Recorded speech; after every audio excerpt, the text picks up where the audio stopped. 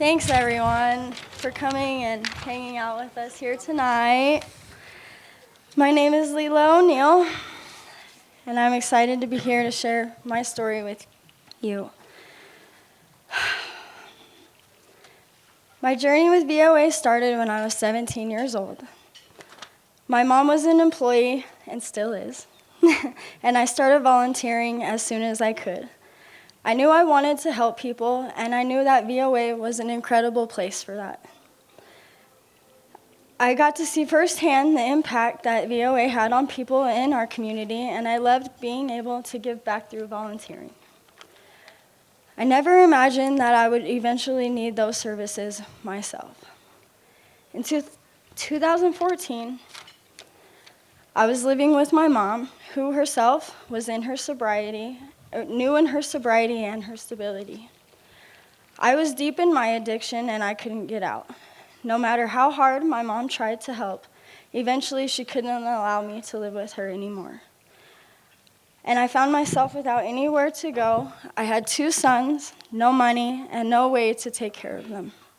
At first, I was too embarrassed to ask anyone for help and to admit that I couldn't take care of my own family on my own. Thankfully, I gained the strength to ask for help, and me and my boys were welcomed into the VOA's family shelter with open arms. My first impression when we walked in is how non-judgmental everybody was to us.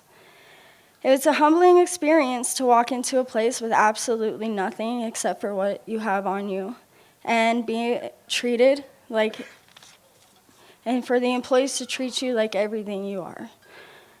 They didn't look down on me, but really treated me like their family.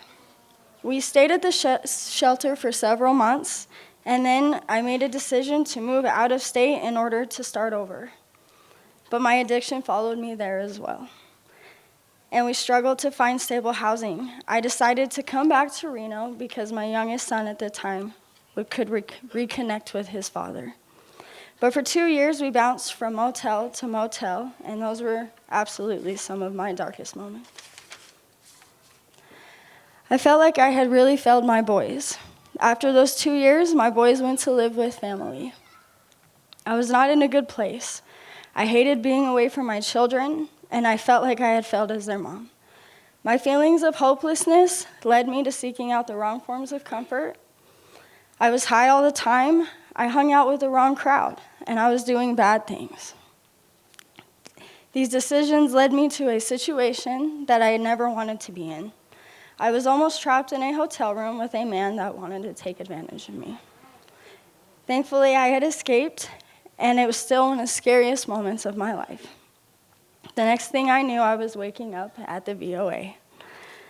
I honestly don't know how I got there to this day, other than my body knew that it would be a safe place for me. I knew the employees would not let anything happen to me. That morning, waking up, not knowing how I got there, made me realize that I needed help. I couldn't keep living like this. I wanted to find a better way of life. I wanted to be able to have my kids again. After that day, I got clean. I found a job that could sustain me, but I was still living in and out of the motels. Miraculously, I did get my kids. Again, I got a job as a housekeeper and moved back downtown. I pictured my whole cycle restarting. I found myself physically in the same place I had already been in, and knew that it wouldn't take much to fall back into my addiction. I had just been reunited with my family, and I didn't want to repeat that same story. I did the only thing I knew to do and walked back into the VOA, and I needed rental assistance. My VOA angel, Jamie, walked me through the process. She helped me eventually move into my own apartment where my kids and I could settle into safety. I don't know if I would have been able to do it without her. I believe Jamie is who truly saved my life. But rental assistance isn't the only thing Jamie offered me. She let me know that the VOA was hiring for support staff and encouraged me to apply. I knew that a new job would bring higher standards in a sober environment, and it would help me push through my recovery. I went through the interview process and was hired at the Volunteers of America on May 25th, 2018. While I've been working at VOA, thank you. I had my youngest son, who is now 2 years old. It's been amazing to be able to provide stable housing for him, knowing that he will never experience living in a shelter. When you're a kid, people ask you all the time what you want to be when you grow up. I don't really remember having an answer to that question other than I wanted to help people. I knew that I wanted to love on the broken because I am also broken. I can talk to people who are scared, angry, and traumatized and offer them hope. I can tell you what it means to me to be able to provide the same services that saved my life and continue to do so. I know what our guests are going through because I experienced the same things. I was the person on the sidewalk yelling at myself, feeling like no one cared about me. I know that there are all kinds of reasons why people become homeless. I can be sensitive to each individual situation and be the support system that people need to move into housing. Today, I am proud to be the graveyard shift lead at the Nevada Cares campus.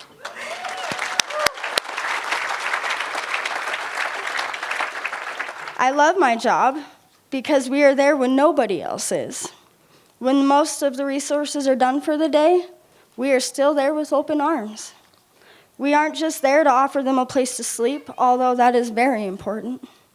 We are there with a smile to offer kindness and love.